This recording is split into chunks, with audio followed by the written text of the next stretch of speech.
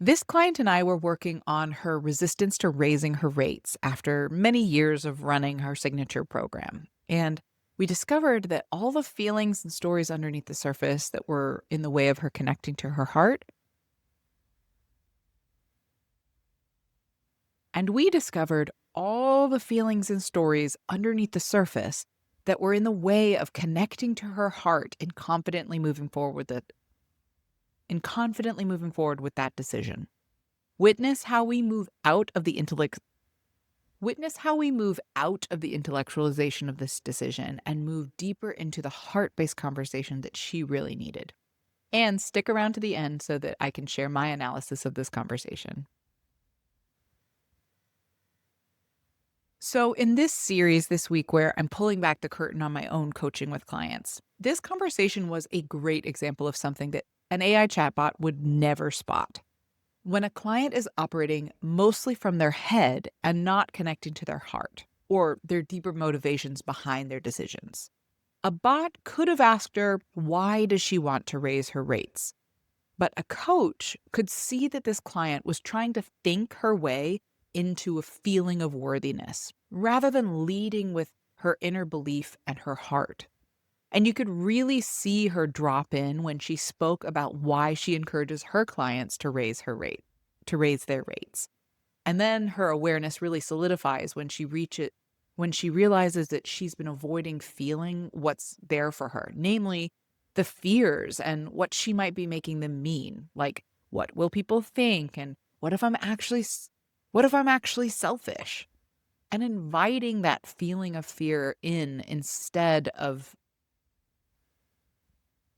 and inviting that feeling of fear in instead of and inviting that feeling of fear instead as a part of the ride. And instead, inviting that feeling of fear as a part of the ride. Ultimately, the value I see for all of us in this conversation is the very normal but essential challenge of walking our talk, of doing things that scare us because they not only enrich our own experience, but because it would be a source of deeper leadership and modeling of her principles for her clients.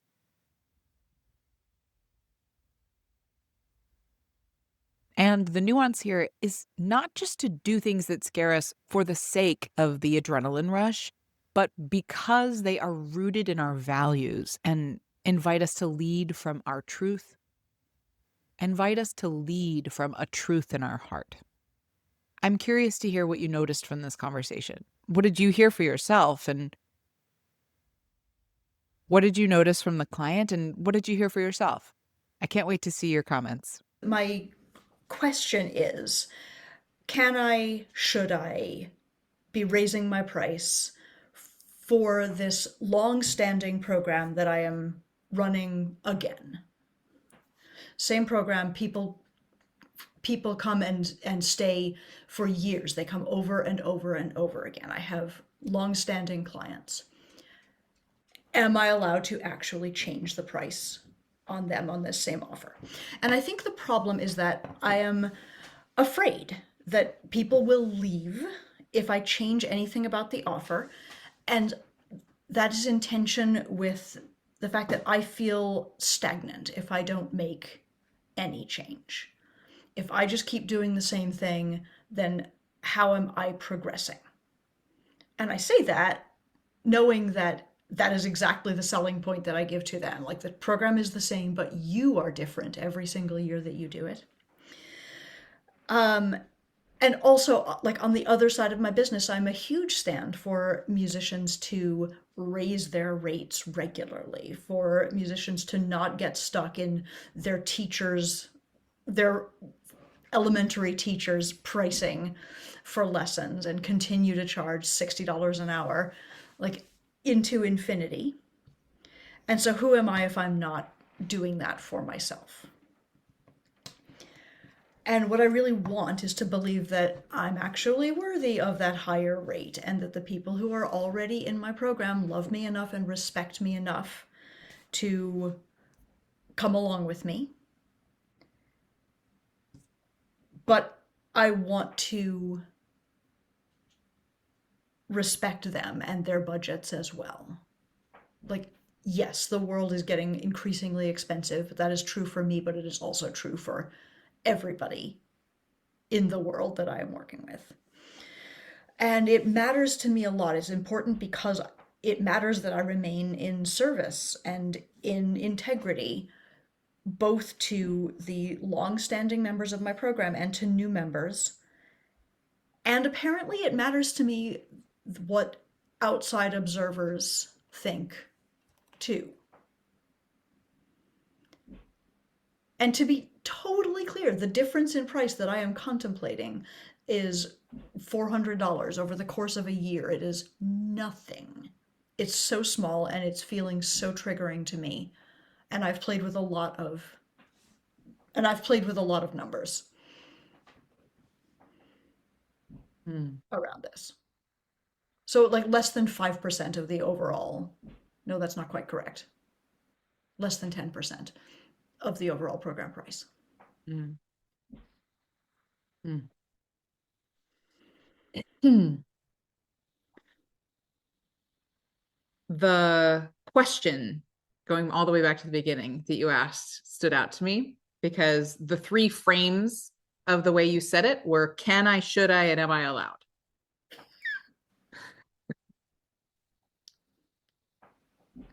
What do you think of that? I mean, I'm just it's gonna mine. leave. I can do anything I want. Hmm. It's like, and that's what I would tell to anybody else who was asking me a similar question. It's mine. Like, But you just said that you're also aware of other people's opinions mattering. So mhm. whose permission are you seeking?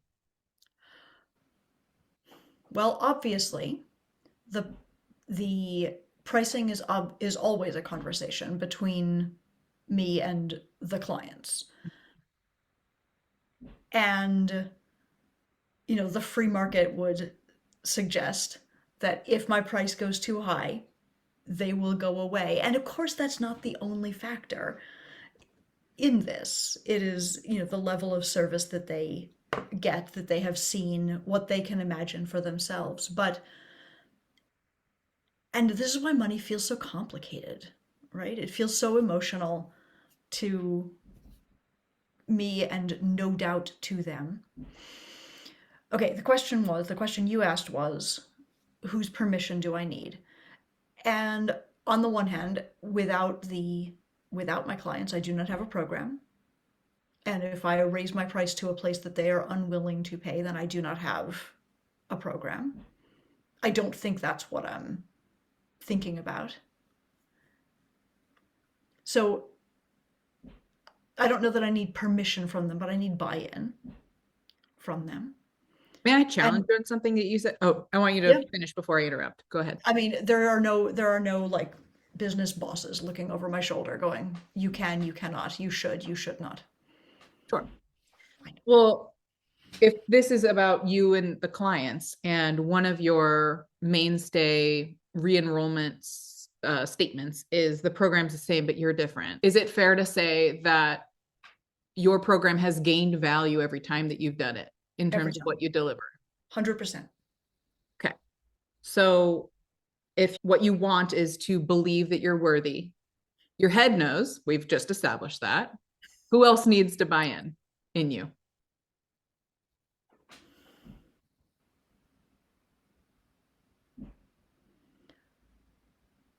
I mean, I don't know who.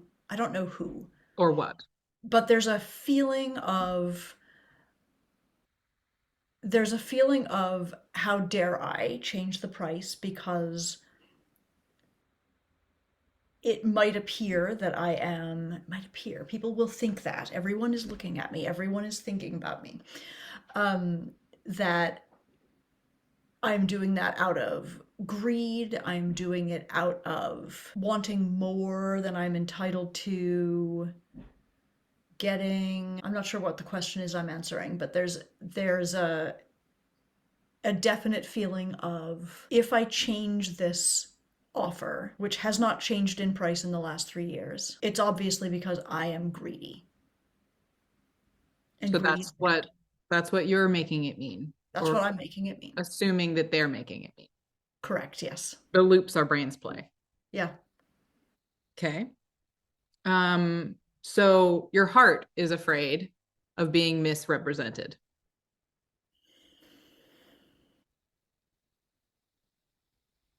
Is it fair to say your clients know your heart? Yeah. I would I would think that that would be fair. We have been working closely together for at least the last 9 months, and in many cases, the last 5 years. Okay.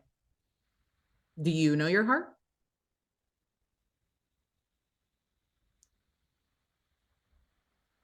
Generally, What's the mystery still? I don't know. Sometimes my motivations are not that clear to me, and sometimes my motivations are a little suspect to me.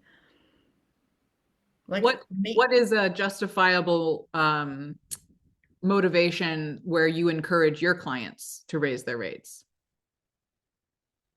I encourage my clients to raise their rates because uh, they are themselves improving and learning every single year.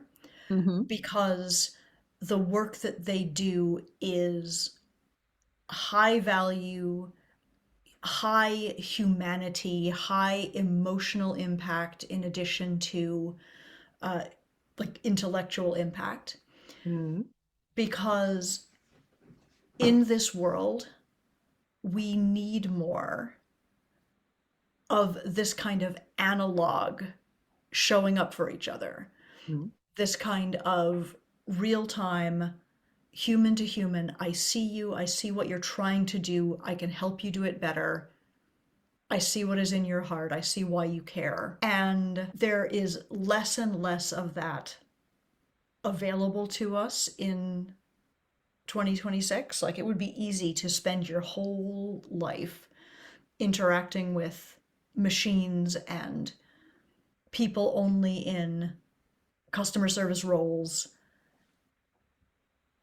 and not actually strive for greater things.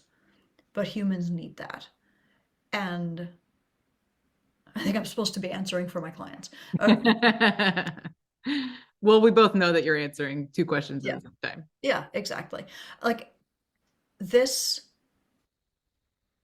journey that they are on of self improvement, guided by a mentor, is so increasingly rare in this world. And the emotional labor that comes from the leader of the group is substantial Mhm. and is worthy of being paid for.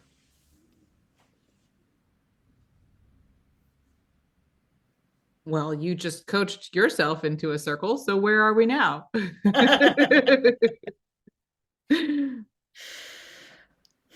What will it take for you to believe that you're worthy? Or is it just a matter of being afraid and doing it anyway? You know what, Ellen? I think it's that. I think it's exactly that. And I think it's that I'm craving. Um, there's nothing really wrong with the price as it has been established. And I remember 3 years ago, or maybe it was 2 years ago, I don't know, a couple of summers back, where I was agonizing about the most recent price increase of this program, and like really came to an aha moment and felt the fear and did it anyway and loved that. Like, I love that adrenaline feeling of this is a risk, but here we go. We know the path towards what you want requires an experience of fear. So, what if we get to enjoy that feeling? What if we lean into that feeling instead of being afraid of fear or avoiding the shit out of it? Well, What if fear gets to be adrenaline like a roller coaster? What if fear gets to be, you know, what they say anxiety is excitement without the breath? What if it gets to just be, yeah, what if the reason for raising my price is that it feels scary to me, and I want to welcome that fear. How much have you gotten out of watching teachers and mentors walk their talk? I mean, a ton. What an opportunity to lead. Is your heart willing to step into that fear and courage of being that pioneer, of being that leader?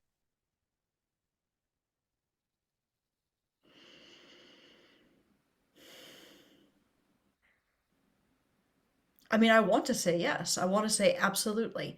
And, you know, I've been spinning about this question for weeks now, and it is not a large amount of money.